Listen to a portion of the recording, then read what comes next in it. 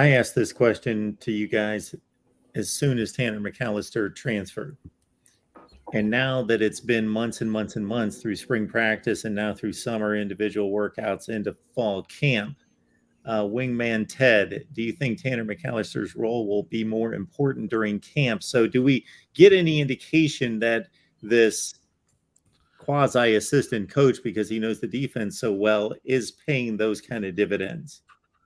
I think it has ever since he arrived. And in the spring, guys were asking, the call would come in and they would look to him like, okay, what is that? Just for some reassurance. And he would tell them. So he's definitely been a coach on the field. He's been a coach off the field. He's a guy that can tell his teammates, yeah, Coach Knowles just chewed you out, but don't worry, it's fine. He does that to everybody. And then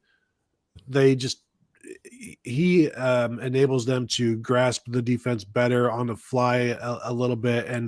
But is he more important during camp? I think he's also very important during the games, because that nickel role, it plays a lot, obviously, especially in today's college football where you're throwing the ball so much, and he knows the defense. And Cam Martinez is his backup, and can Cam Martinez push him? Maybe, but that's a heck of a, that would be a pretty amazing thing for somebody like Tanner McAllister, who's been in this defense for, I think this is his 5th year now in this defense, and that'll be his 3rd year as a starter, for Cam Martinez to come in and take the job in, essentially one off season. I'm not saying he can't do it, but Tanner McAllister has done it. Now, that's also, Tanner McAllister was never an all Big 12 player. I think it was maybe a 3rd team. He was an academic All-American guy, but he's not this All-American kind of guy, not like a Brandon Joseph going to Notre Dame where he is expected to, he's going to take over for Kyle Hamilton or whatever.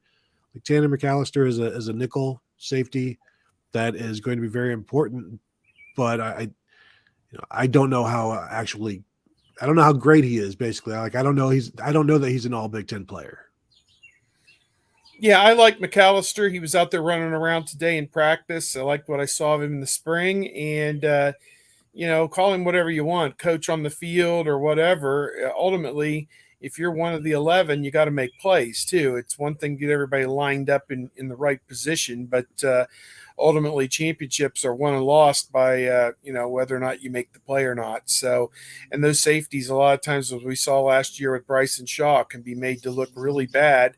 And really no fault of their own, a lot of times. So I don't know. I think that he's going to have some great plays for Ohio State, and he may also have some plays where you're scratching your head and you're saying this guy's supposed to be the captain or the coach of the defense, and it's just going to be the normal progression of things. There's going to be good and there's going to be bad.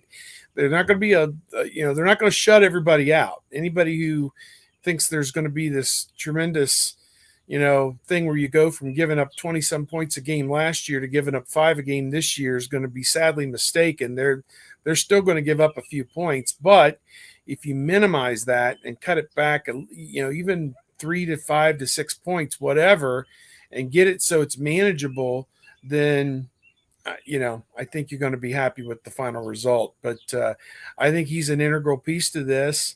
Until I hear otherwise, he's playing, he's starting, and I'm going to assume he's going to make the plays that need to be made, or he and Jim Knowles are going to have that heart-to-heart talk that, hey, you're going to play in these situations, and I'm going to play somebody else in these situations, and that'll be how it goes.